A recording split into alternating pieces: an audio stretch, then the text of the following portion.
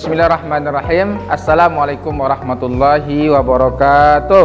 Waalaikumsalam warahmatullahi wabarakatuh. Baik, apa kabar anak-anak semuanya? Alhamdulillah, baik, alhamdulillah. Mudah-mudahan pada hari ini kita semuanya dalam keadaan sehat walafiat, dan mudah-mudahan kita semua diberikan hidayah oleh Allah Subhanahu wa taala untuk senantiasa yang melaksanakan perintah-perintahnya. Baik, pada hari ini Ustadz akan menjelaskan tentang proyek penguatan profil pelajar Pancasila. Ya. Jadi sebagai seorang siswa itu harus punya karakter. Karakter itu sikap. Ya. Sikap yang sudah tertanam di jiwa kita. Nah, itu namanya karakter. Jadi sikap itu kita laksanakan berulang-ulang sehingga nanti sudah tertanam di jiwa kita. Itu namanya karakter. Ya, kita harus berkarakter. Pintar betul kita, tapi kalau tak punya karakter, tidak bisa. Ya, orang-orang korupsi itu kan pintar-pintar semuanya. Hari ini kita dengar kan, Ketua KPK tersangka korupsi, pemberantas korupsi tersangka korupsi. Artinya karakter ini masalah yang sangat penting sekali. Ya, maka sebagai negara Indonesia yang berlandaskan Pancasila, nah kita itu mengambil nilai-nilai karakter dari dasar negara kita. Yaitu yang pertama adalah beriman, bertakwa kepada Tuhan yang Maha Esa dan berakhlak mulia. Jadi Indonesia ini harus beriman. Artinya maksudnya beriman itu beragama.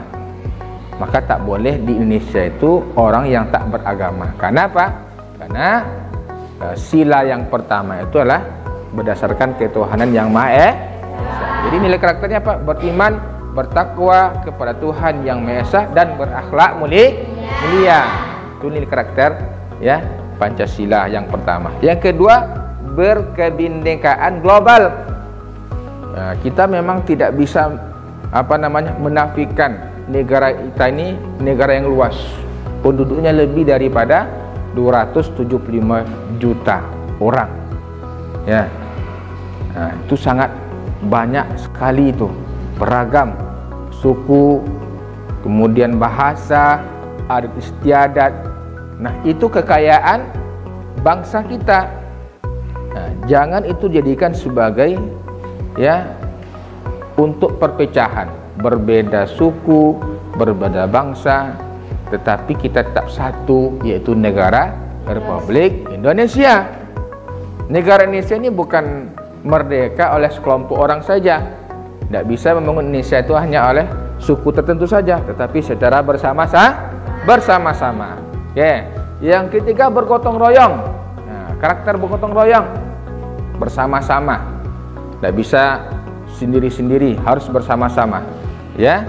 Jadi ini karakter dari Pancasila. Ya. Kemudian kita tuh mandiri. Nah, jadi tidak bergantung. Ya. Jadi sebagai bangsa yang kuat adalah bangsa yang mandiri, tidak tergantung kepada bangsa lain. Kalau kita tergantung itu susah menentukan kebijakan, ya kan? Maka karena itu sebagai bangsa harus mandiri.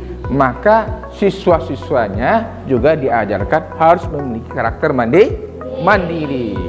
Yang kelima, bernalar kritis. Kita harus kritis. Ya, kritis artinya apa? Kita tuh harus bisa melihat ya dari beberapa aspek secara menyeluruh. Jadi tidak melihat tuh secara sepotong-sepotong. Oke? Kemudian kita harus kreatif. Nah, inilah P5 ya. Profil pelajar Pancasila. Ya, atau nanti proyek penguatan profil pelajar Pancasila. Nah, kemudian ada lagi P2RA namanya. Oke? Nah, P2 karakter-karakter yang diambil dari Islam, dari Al-Quran, sumbernya Al-Quran, ya. Yang pertama adalah berkeadaban, ta'adub. Jadi bagaimana kita tuh sebagai bangsa melahirkan sebuah peradaban yang maju. Ya. Kemudian keteladanan, qudwah. Nah, jadi sebagai siswa itu harus bisa dia mencontohkan teladan yang baik, bertutur kata yang baik, berperilaku yang baik. Oke.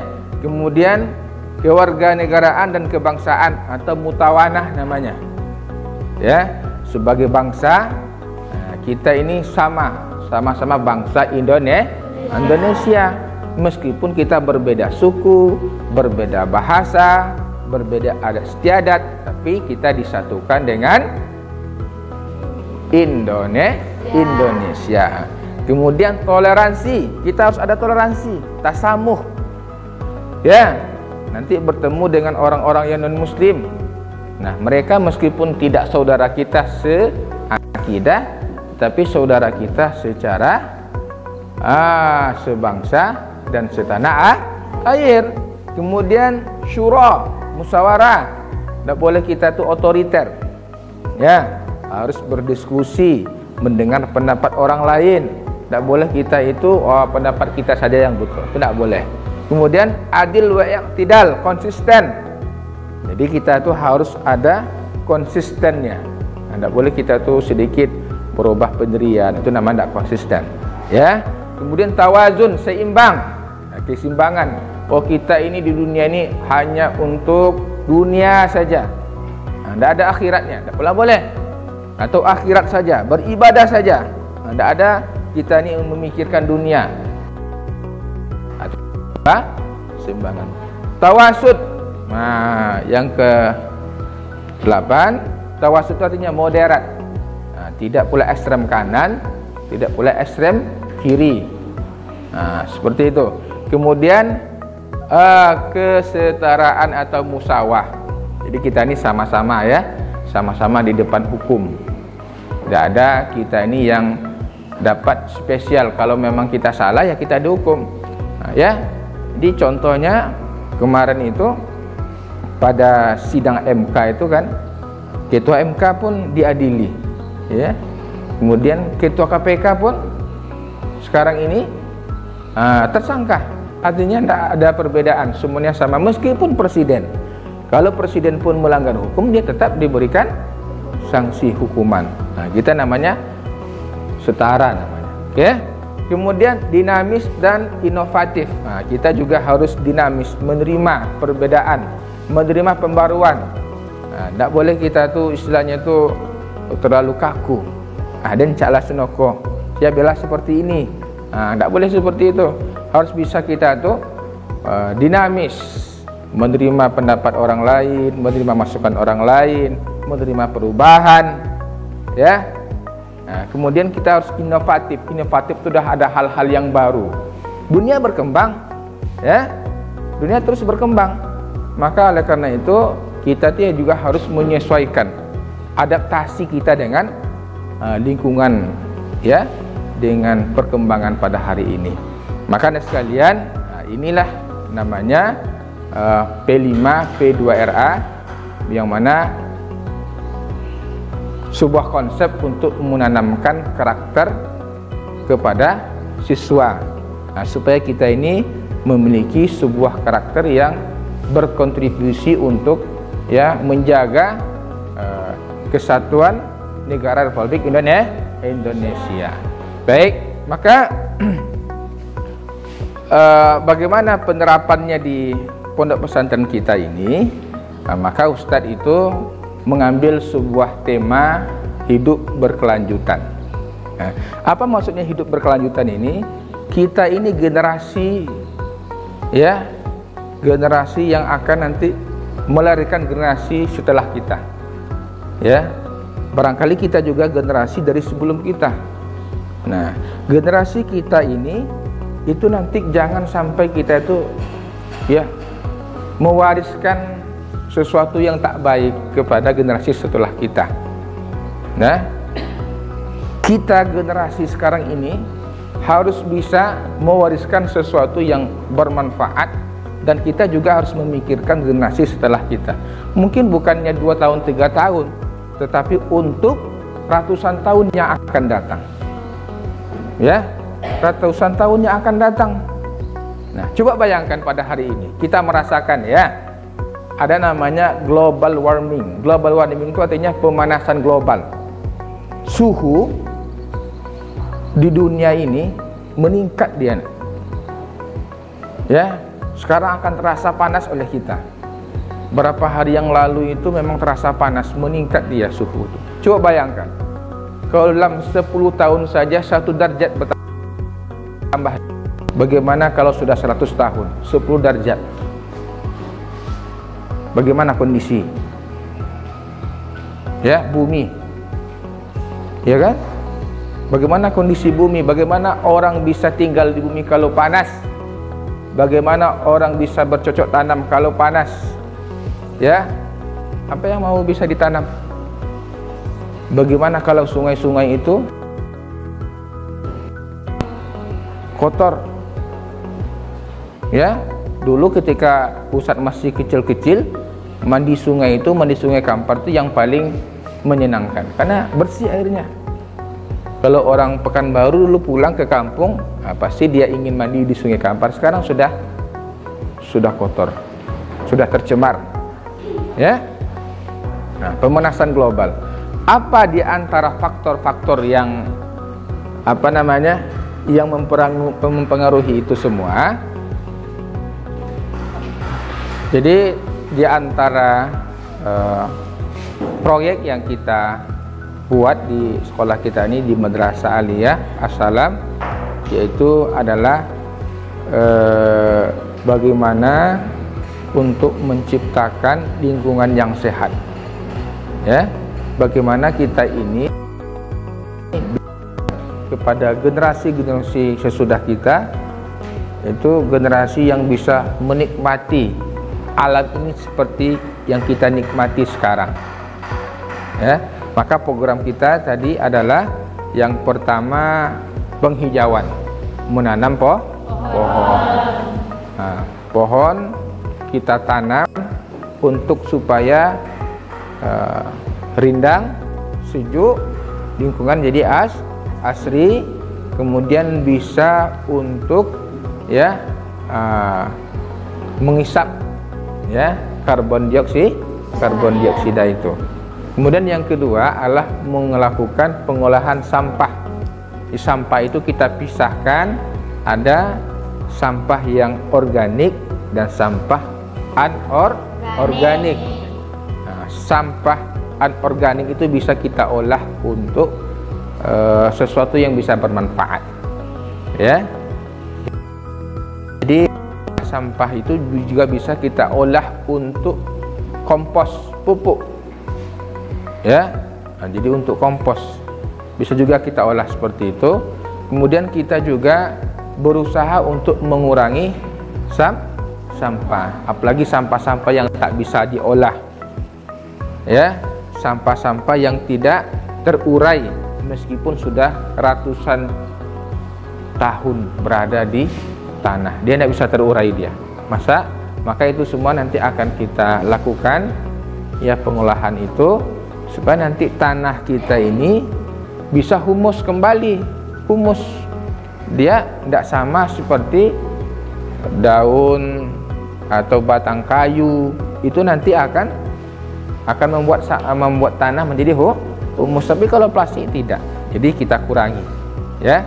Kemudian juga kita perhatikan sanitasi ya, kelancaran daripada pembuangan limbah-limbah kita ini, baik itu parit-parit, tempat pengaliran daripada limbah-limbah itu ya, jangan sampai nanti itu menjadi tempat yang tidak sehat ya, membahayakan kepada lingkungan kita, bau yang tidak sedap ya. Alhamdulillah kita punya IPAL namanya, instalasi pengolahan air limbah. Nah, ini tujuannya supaya pondok kita ini ya pondok yang sehat ya, tidak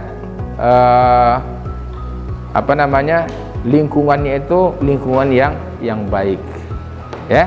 Nah, mungkin itu saja yang dapat Ustaz sampaikan pada kesempatan kali ini.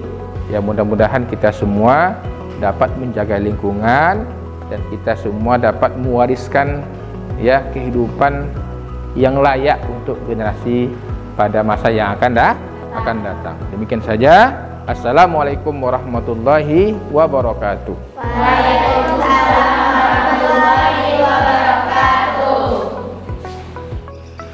Assalamualaikum warahmatullahi wabarakatuh. Waalaikumsalam warahmatullahi wabarakatuh.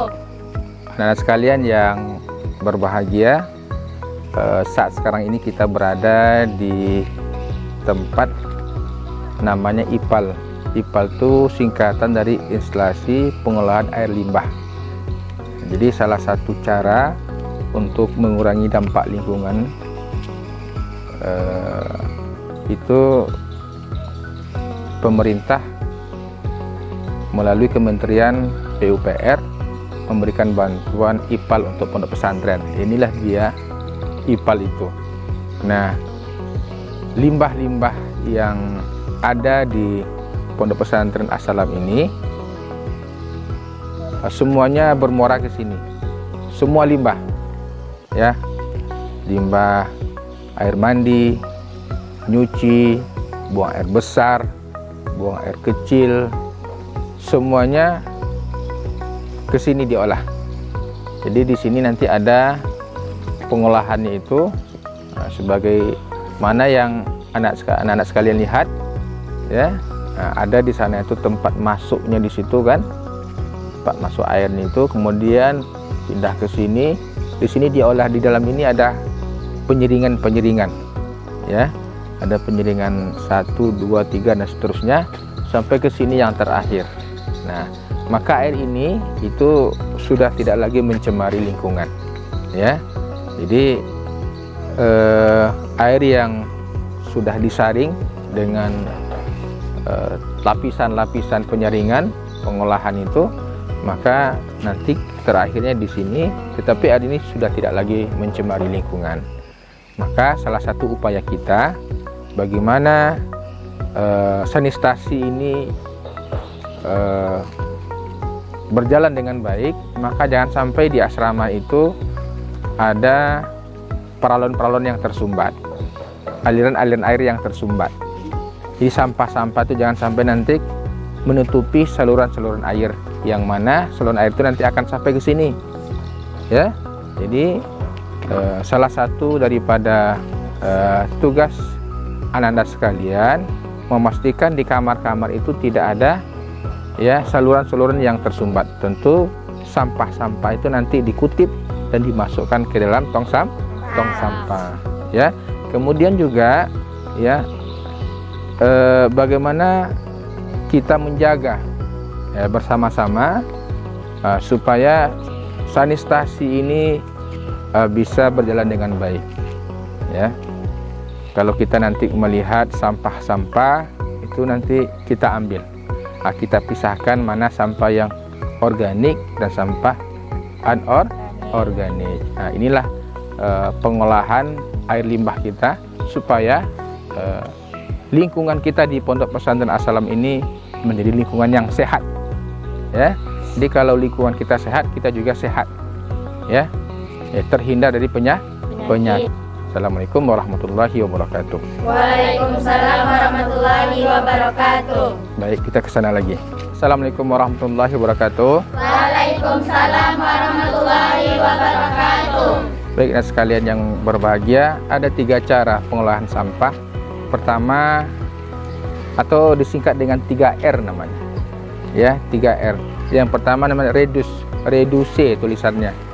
Itu artinya adalah mengurangi sampah, ya, seperti sampah-sampah plastik, botol dan segala macamnya. Nah, itu kita upayakan untuk bisa dikurangi, ya. Jadi kalau ada yang bisa kita manfaatkan untuk tempat, misalnya kan kalau kita beli sate, kita di asrama ya ada piring, pakai piring kita aja, tidak perlu dibungkus, ya kan. Nah, itu diantaranya reduce, artinya pengurangan sampah-sampah, ya, mengurangi sampah. Yang kedua reuse, artinya menggunakan kembali. Di sampah itu bisa kita klasifikasikan menjadi dua. Ada sampah yang namanya organik, ada sampah anorganik, ya. Sampah organik dan sampah anorganik. Jadi sampah anorganik itu bisa kita gunakan kembali. Apa yang bisa kita gunakan kembali, ya. Kemudian juga sampah organik itu bisa kita buat seperti tadi yang saya sampaikan sebagai pupuk, ya. Atau seperti sampah anorganik tadi kita bisa gunakan untuk kerajinan, ya. Nah, kemudian juga anak sekalian, recycle namanya. Recycle itu artinya melakukan pengolahan kembali. Artinya diolah kembali dia. Jadi kalau reuse tadi bisa digunakan langsung, tapi recycle itu artinya adalah kita olah, ya, kita jadikan sesuatu yang bermanfaat, ya. Karena sampah itu adalah termasuk yang merusak lingkungan. Jadi kita jaga lingkungan kita supaya menjadi lingkungan yang bersih, lingkungan yang sehat, dan kita pun akan merasa nyaman dengan lingkungan yang bersih dan sehat itu. Baik, terima kasih. Assalamualaikum warahmatullahi wabarakatuh. Waalaikumsalam warahmatullahi wabarakatuh.